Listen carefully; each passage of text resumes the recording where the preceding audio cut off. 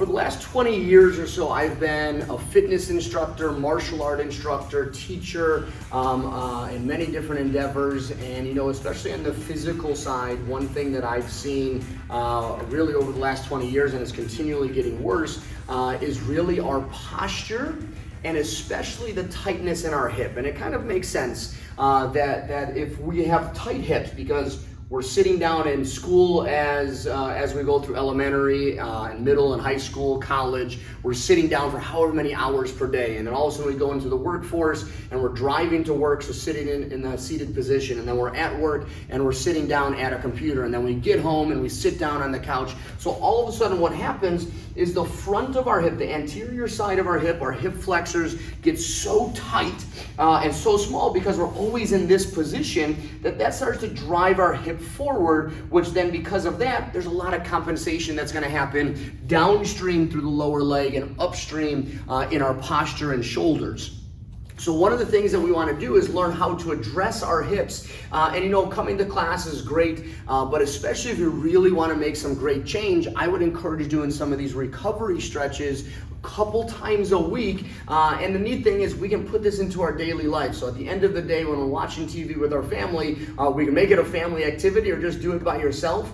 But a couple of my favorite stretches to really get to that hip the right way. The first one is one that you'll generally see in our fighter warm-up. We'll have our front foot in the leading, toes are forward, our hands in line with that, and we're gonna let that hip drop. Right? You just wanna take a couple deep breaths in, feel some tension, and then as you breathe out, relax deeper into that stretch. And then the next step to that is let's drop that back knee. Let's think about our body coming up, not overextending, because that is actually promoting that hip forward position. So go ahead and get some tension in your stomach. And now you'll feel it a lot more concentrated on that quad.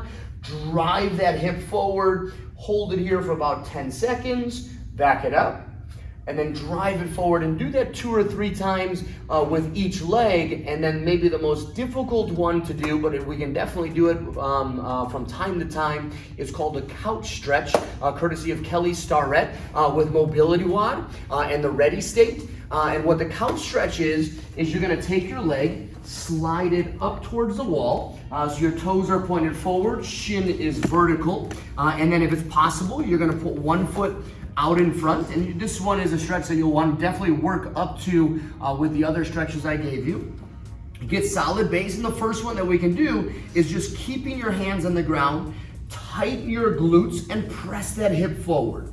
And you'll try to engage that for about 10 seconds or so, back it up, 10 seconds, then eventually we can work up to having our body come up nice and tall, again, keeping tension in that stomach, drive that hip forward. You'll feel the engagement in that quad, and then back off of that, and then do that for a couple rounds. Just a few minutes a day. I know we're gonna be able to open up that hip. You're gonna be able to feel a lot more power and explosion, better posture, and really just on an athletic standpoint, it's a great way to start gaining more in your own physical body.